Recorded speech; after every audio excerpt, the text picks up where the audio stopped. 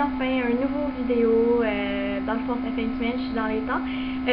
J'espère de pouvoir continuer à faire mes vidéos à temps avec mon nouveau job. Je fais comme 40 heures semaine, plus le transport qui est environ 6 heures par semaine. Donc voilà. Alors aujourd'hui, je voulais faire un petit vidéo court sur le clearing, sur le nettoyage, la purification, vous donner quelques outils et vous donner enfin ma façon de faire, ma façon de voir ça. Alors voilà, je vais commencer avec vous expliquer les outils que vous pouvez utiliser. Vous pouvez utiliser des bols tibétains qui sont, si vous ne le savez pas, c'est des petits bols généralement entre ça de gros ou quand même ça de gros. Vous les tenez dans votre main avec ou sans de l'eau à l'intérieur. Il y a un petit bâton et vous tournez autour comme ça. Dans le fond, le bol il chante, il fait de la vibration et la vibration que ça fait, ça vous indique que ça cogne, ça répercute sur les mauvaises énergies. Donc, tout ce que vous avez à faire, c'est continuer jusqu'à temps que vous sentez que la vibration est plus continue, elle est moins saccadée. À ce moment-là, vous savez que votre pièce est purifiée.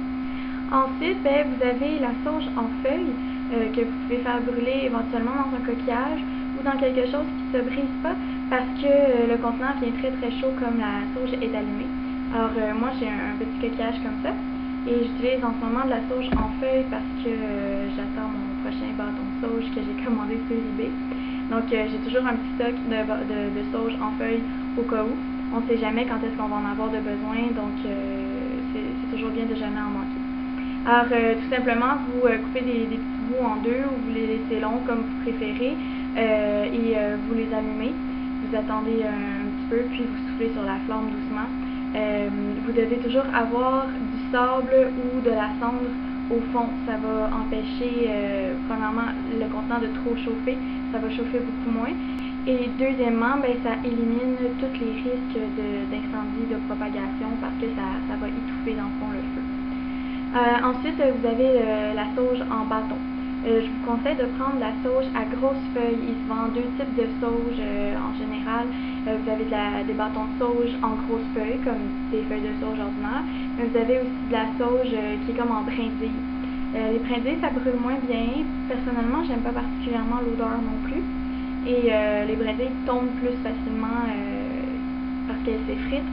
Donc, il y a plus de risques que vous mettiez le feu s'il y a un petit brindille qui tombe, par exemple, sur votre divan ou sur quelque chose en tissu qui pourrait prendre feu. Donc, je vous conseille vraiment la sauge en bâton avec les grosses feuilles.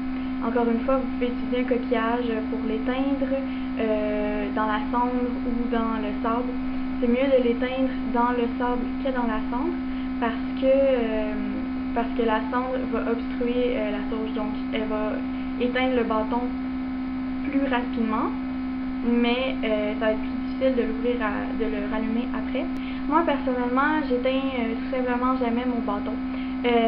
Par contre, si vous avez de la cendre à un moment donné qui obstrue votre bâton, secouez-le légèrement, pas trop fort parce que vous allez dans le fond briser des feuilles puis ils vont tomber. Mais si vous avez de la cendre, tout simplement donnez des petits coups dessus, ça va partir. Votre bâton il va allumer beaucoup mieux s'il n'est pas obstrué par de la cendre.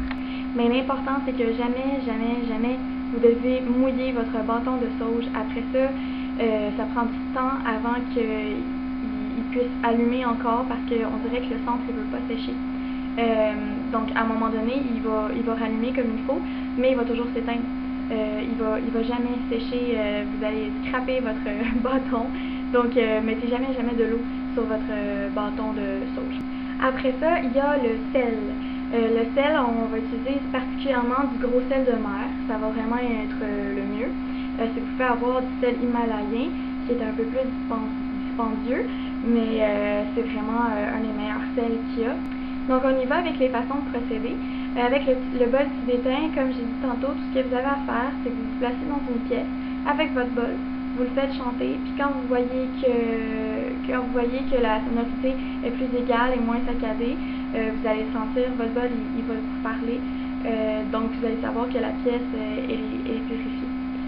Ensuite, pour la sauge en feuilles ou la sauge en bâton, c'est pas mal le même principe. Vous passez un peu partout Le plus possible, vous faites tous les recoins. Si vous avez des corridors, purifiez-les quand même comme si c'était une pièce à part entière. Tous les recoins doivent être faits. Évidemment, quand vous passez, vous pouvez passer à la même hauteur. Moi, personnellement, je fais des mouvements comme ça. C'est vraiment pas nécessaire d'aller si loin. Sinon, avec le sel, ce que vous pouvez faire, il y a beaucoup de gens qui utilisent le sel, dans le fond, dans les 4 coins de chaque pièce. Il y en a qui l'utilisent dans les 4 coins de la maison. Il y en a qui vont en mettre sous les portes, sur les rebords de fenêtres. Vous faites comme vous voulez. Personnellement, j'utilise rarement du sel. Je trouve que c'est quand même un peu plus puissant que de la sauge, de mon expérience, je trouve. Parce que le sel va vraiment servir de protecteur et de purificateur, tandis que la sauge, elle va surtout purifier, mais pas nécessairement protéger autant que le sel pourrait vous protéger. Donc, si vous avez besoin de protéger votre maison, je vous conseille d'utiliser du sel. Pour simplement la purification, la sauge fait beaucoup moins de dégâts. Le sel, après ça, c'est quand même difficile à ramasser. Si vous avez des chats, ils vont en mettre partout. C'est vraiment l'enfer. Donc, je vous conseille vraiment plus la sauge en bâton. Si vous utilisez du sel, mais vous n'avez pas besoin d'en mettre des quantités immenses, vraiment, là, 5-6 grains dans chaque coin. Ça va être vraiment suffisant. Faites pas de dégâts pour rien. Ça va vraiment servir à rien, puis ça va vous compliquer la tâche dans vos tâches ménagères.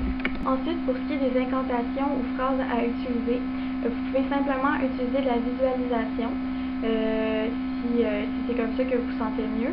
Sinon, vous pouvez faire des incantations. L'incantation, allez-y avec ce que vous ressentez vraiment, de la manière que vous voulez faire ça.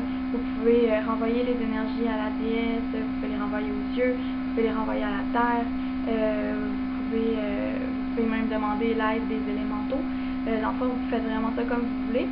Personnellement, j'improvise la plupart du temps, mais ça ressemble pas mal à...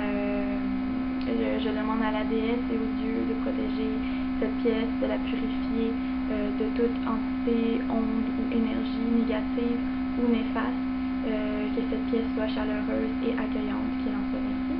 Et je fais ça pour toutes les pièces. Et surtout, je termine par la porte d'entrée. Parce que la porte d'entrée dans mon appartement, c'est vraiment ce qui ressemblerait plus à une pièce centrale, là, parce que la manière que c'est fait, j'ai pas vraiment de pièce centrale, mais je dirais que c'est vraiment la chose qui est le plus centrée. Donc, je vous conseille de terminer avec la pièce centrale et de terminer votre incantation, c'est-à-dire vous faites la même incantation pour la pièce individuelle, puis je vous conseille de rajouter une incantation qui va dans le fond clore, si on veut, le rituel de purification. Donc, vous répétez à peu près les mêmes choses, mais vous changez cette pièce par tout ce foyer ou quelque chose du genre. Vous y allez vraiment avec votre feeling, il faut que ça vienne de vous, il faut que vous sentiez, parce que, je veux dire, de la sauge tout seul, c'est pas aussi puissant que la visualisation. C'est sûr que vous pouvez faire brûler de la sauge, puis ça peut ne rien donner. En magie, il y a tout le temps l'intention. L'intention, c'est vraiment ça qui est le plus fort et qui est le plus important. Donc, c'est la même chose pour la purification. Alors, finalement, pour ce qui est de vous purifier vous ou de purifier des objets, encore une fois, vous utilisez les incantations que vous voulez. Tout ce que vous avez à faire, c'est passer près de tout votre corps de la sauge. Vous passez ici comme ça, surtout en arrière, la nuque. C'est souvent là que les gens accumulent le plus de stress. Tout le poids s'en va sur la nuque, sur les épaules. C'est surtout là que ça s'en va. Autrement, vous pouvez passer en dessous des bras, vous allongez vos bras, vous pouvez demander à quelqu'un de le faire pour vous, surtout dans votre dos. Avec la sauge, c'est comme ça. Avec le bol tibétain, vous pouvez vous asseoir tout simplement en tailleur, tenir votre bol dans votre main et vous le faites chanter et vous visualisez que le son rentre en vous, un peu comme... désolée pour la sonnerie, c'est mon père qui s'en vient me visiter puis il arrête pas de téléphoner, ça fait comme 3 fois que je coupe la vidéo. Donc, je disais, imaginez que le son pénètre en vous comme de l'eau, comme du vent ou comme vous préférez le voir, mais sentez que ça coule au travers de votre corps et dans le fond ça vous purifie. Pour des purifications plus intenses de vous-même, je vais faire une autre vidéo sur le grounding et le clearing, on peut appeler l'enracinement et le nettoyage. Je vais faire des vidéos exprès juste pour ça, je vais sûrement le faire sous forme de méditation pour que vous puissiez le faire en écoutant le vidéo. Ça va toujours mieux guider, je sais pas pour vous, là, mais moi, la première fois, ça va mieux guider. La deuxième fois, comme ça, vous savez comment faire. Donc voilà, c'est pas mal tout pour ma vidéo de cette semaine. J'espère que ça va vous être très très utile, comme toujours. Et je vous invite à visiter mes liens en dessous. Et ben c'est ça, je vous souhaite une superbe semaine et un superbe été. Bisous!